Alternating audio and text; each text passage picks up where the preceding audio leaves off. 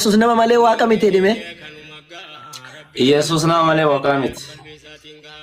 Akkas ayyeesh. Harka kee akka sollu ana waliin qabe. Mirga moo bitaa? Mirga.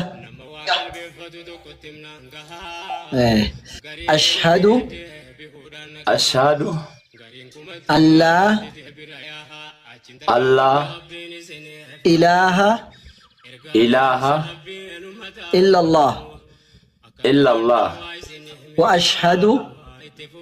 ashhadu anna Muhammadan Rasulullah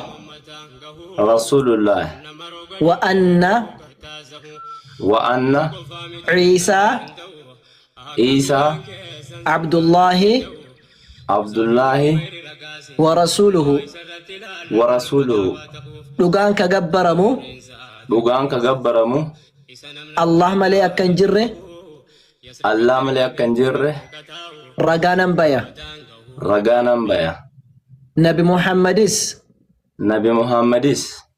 ergamaa dhugaa fi dhumaa ta'uu isaanii keessa kiyyaan amanee arraba kiyyaan ragaa baheera.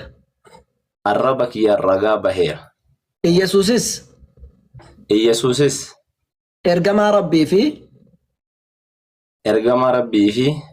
garbicha rabbii malee waaqa akka hin taaneefi gonkumaallee akka hin taane keessa kiyyaan amanee arraba kiyyaan